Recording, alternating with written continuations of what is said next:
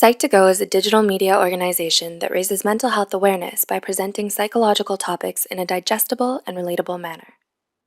Please share our content with those who need it.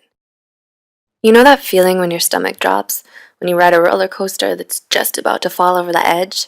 Or feeling your heart beat widely against your ribs so loud you can almost hear it? That's what anxiety feels like, and a lot of people all over the world struggle with it most of their lives.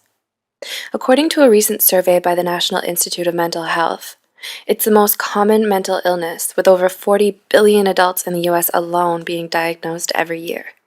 The American Psychological Association defines anxiety as a future-oriented concern that may lead people to avoid situations that trigger or worsen their distress.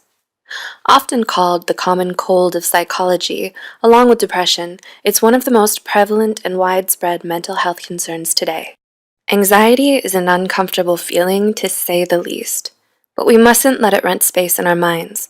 Otherwise, it can end up taking control over everything, from your thoughts to your attitudes and behaviors.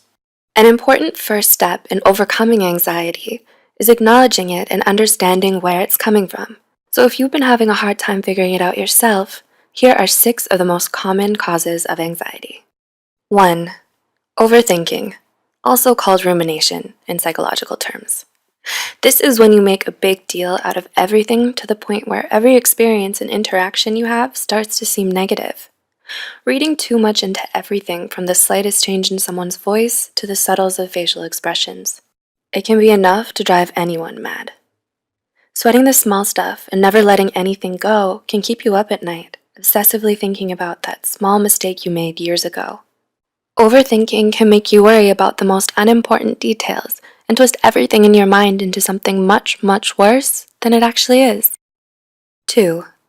Overachieving.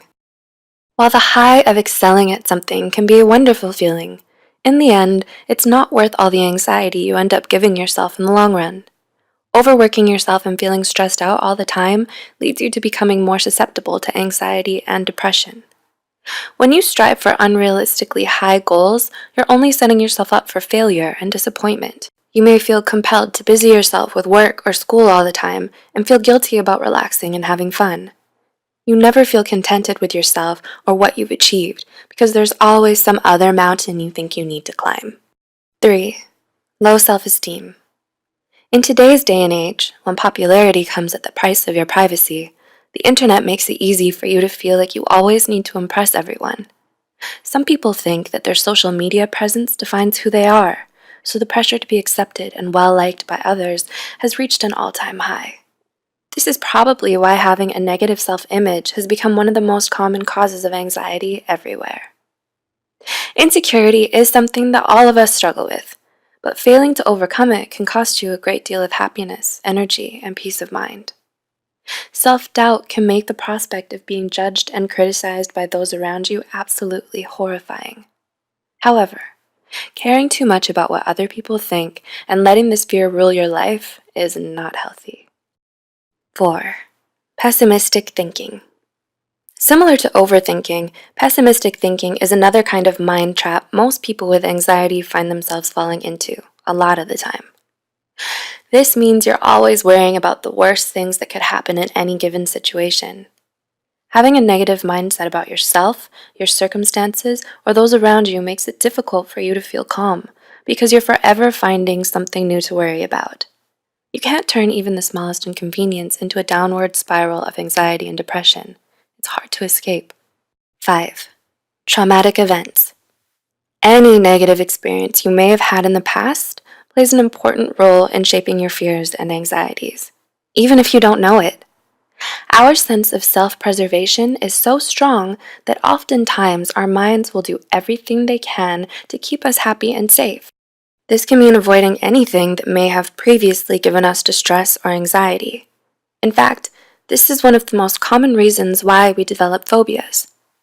When it comes to anxiety, on the other hand, traumatic events teach us what to fear and be wary of, no matter how irrational it may seem.